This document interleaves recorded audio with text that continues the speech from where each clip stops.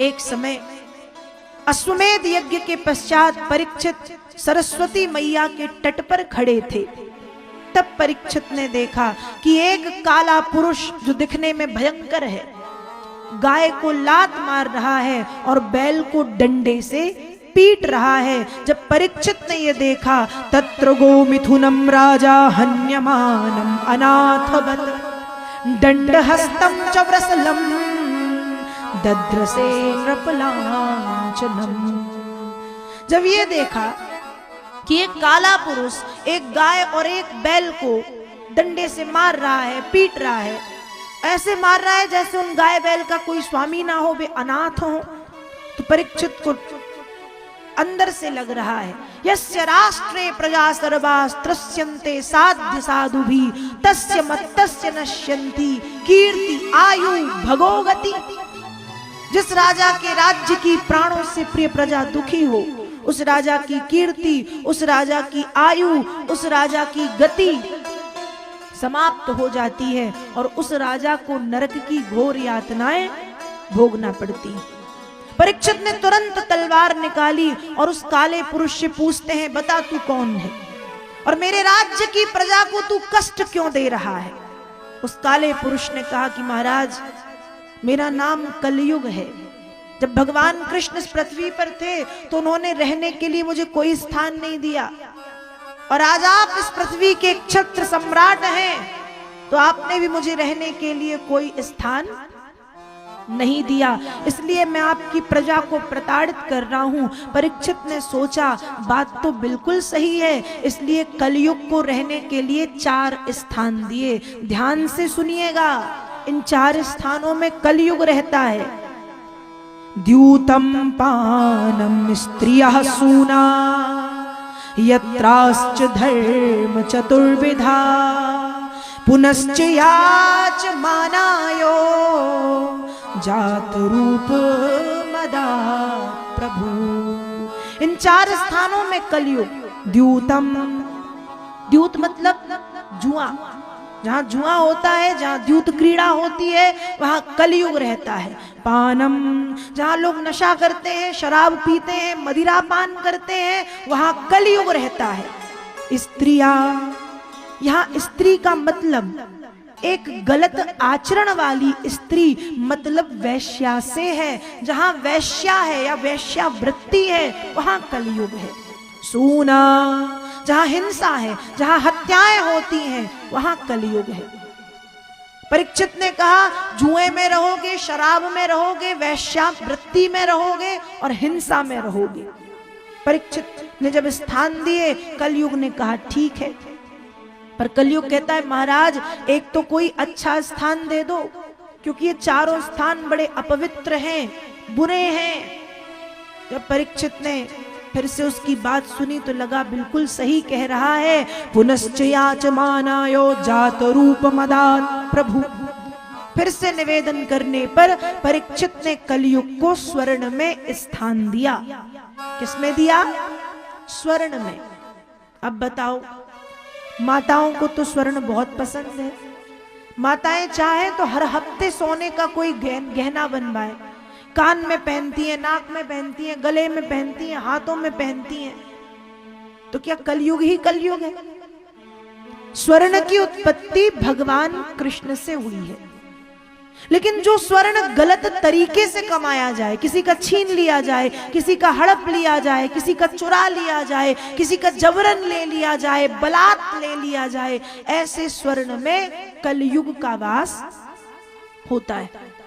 परीक्षित ने कहा तुम स्वर्ण में रहोगे तो कलयुग भीतर से बड़ा खुश है, बाहर से कहता है राजन तुम बड़े कृपालु हो, दयालु हो, और भीतर से कह रहा है महाराज तुम बड़े मूर्ख हो, तुमसे बड़ा मूर्ख मैंने दुनिया में आज तक कोई देखा ही नहीं। क्यों? दिखने में राजा तुम रहोगे, रथ पर तुम बैठोगे, मुकुट तुम लगाओगे, लेकिन तुम जो सोने का मुकुट लगाओगे उस पर कलयुग बैठेगा।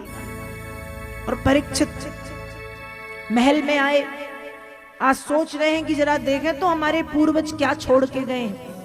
देखा तो अपार धन संपत्ति है, और उस अपार धन संपत्ति में एक बहुत सुंदर मुकुट जो जरासंध का है। भीम उस मुकुट को छीन करके लाए थे, छीना हुआ। जरासंध का मुकुट अवगुण पहले से भरे हैं, छीना हुआ है, और उस मुकुट को परीक्षित ने सिर पर धारण किया। जब मुकुट सिर पर धारण किया तो कलयुग आकर के बैठ गया और परीक्षित शिकार करने के लिए जंगल पहुंचे। शिकार करते करते शाम हुई तो भूख प्यास लगाई। जंगल में समीक नाम के ऋषि का आश्रम है, समीक ऋषि का आश्रम। परीक्षित ऋषि के आश्रम में पहुंचे तो देखा ऋषि ध्यानस्थ बैठे थे। अब सिर पर कलयुग सवार है। परीक्षित को लगा ये ऋषि मुझे देख करके ढोंग कर रहे हैं, और वहां पर तक्षक जाति का मरा हुआ सर्प पड़ा था। परीक्षित ने वह सर्प उठा करके समीक ऋषि के गले में डाल दिया और वापस आ गए अपने महल में। मुकुट उतारते ही सारी बातें याद आई। सिंहासन पर बैठ करके प्रायश्चित कर रहे हैं कि मुझसे बहुत बड़ी गलती हो गई, अपराध हो गया, भूल हो गई, ऐसा नहीं करना चाहिए था। मन ही मन पछता रहे हैं, चिंतित हैं। और यहां समीक ऋषि के पुत्र श्रृंगी ऋषि ने जब पिताजी के गले में सर्प देखा तो श्रृंगी ऋषि ने श्राप दे दिया। इति लंघित मर्यादम तक्षका सप्तमेहनी तंग दंक्षयत स्म कुलांगारम चोदितो में तत द्रोहम। जिस कुलांगार ने, कुल के लिए अग्नि की तरह कार्य करने वाले राजा ने अपनी मर्यादाओं का उल्लंघन करके मेरे पिताजी का ये अपमान किया है, उसे श्राप देता हूं कि आज से 7वें दिन तक्षक जाति का काला नाग उसे डस लेगा और डसते ही उसकी मृत्यु हो जाएगी, वो मर जाएगा। जब परीक्षित को यह श्राप दिया गया, समीक ऋषि ध्यान से जागे, अपने पुत्र से कहा कि परीक्षित ऐसा नहीं कर सकते, पर उन्होंने यदि किया है तो किसी कारण से किया होगा या अनजाने में किया होगा, पर आपने श्राप दे दिया है जो नहीं देना चाहिए था।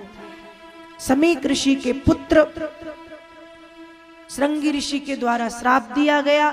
समीक ऋषि ने अपने एक शिष्य को बुलाया जिसका नाम था कुरमुख।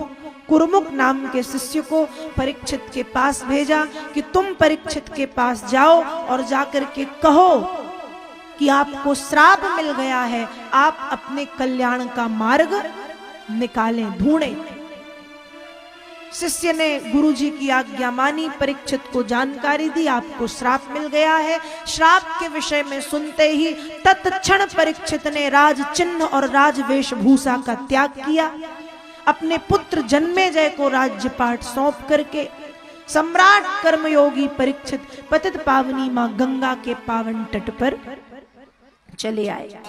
जब परीक्षित गंगा के तट पर पधारे हैं तो गंगा के तट पर भी बड़े बड़े मूर्धन्य विद्वान विराजित हैं।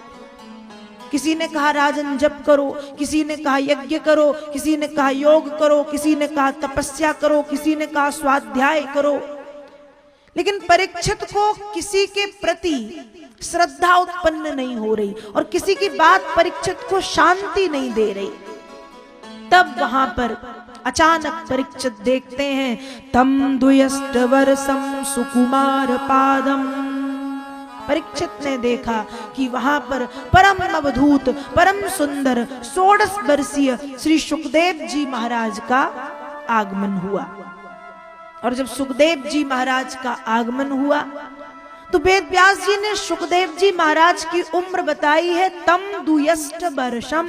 द्वि अष्ट 2 और 8, अब 2 और 8 का गुणा कर दो तो होता है 2 अट्ठे 16।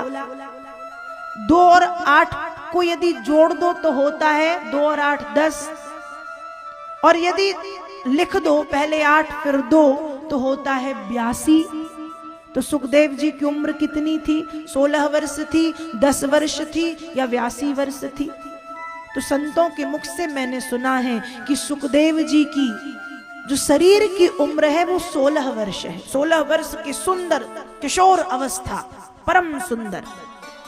मन की उम्र है 10 वर्ष, 16 वर्ष में बालक बालिका के मन में विकार आता है, ये प्रकृति ही है कि विकार आएगा, उत्पन्न होंगे 16 वर्ष की उम्र में। लेकिन सुखदेव जी की शरीर की उम्र 16 है पर मन की उम्र 10 वर्ष है। 10 वर्ष के बालक के मन में किसी प्रकार का कोई विकार नहीं होता, वो छल कपट से मुक्त रहता है। तो शरीर की उम्र 16, मन की उम्र 10 और ज्ञान की उम्र है 82 वर्ष के वयोवृद्ध जितना ज्ञान अनुभव।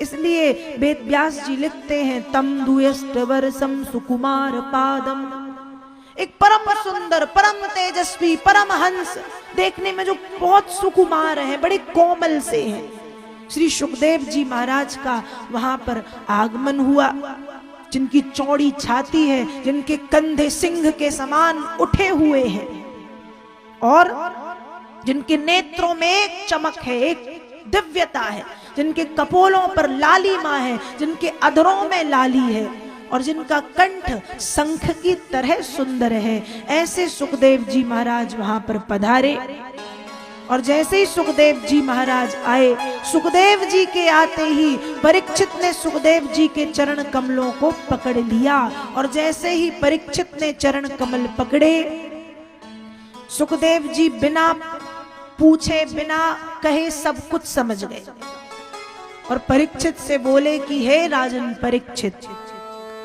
अभी तो तक्षक जाति के सर्प ने तुम्हें डसा नहीं है।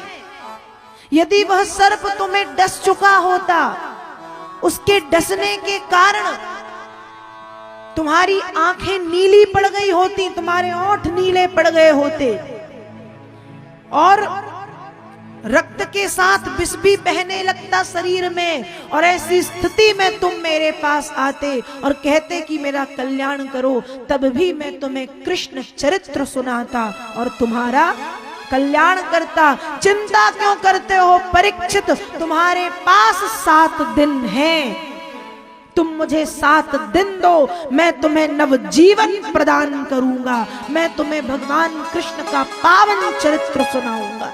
और कृष्ण चरित्र सुनते ही तुम्हारे संशय, तुम्हारी शंकाएं, तुम्हारी चिंता सब समाप्त हो जाएगी। सुखदेव जी की बातों को सुनकर के परीक्षित को शांति मिली बहुत ज्यादा।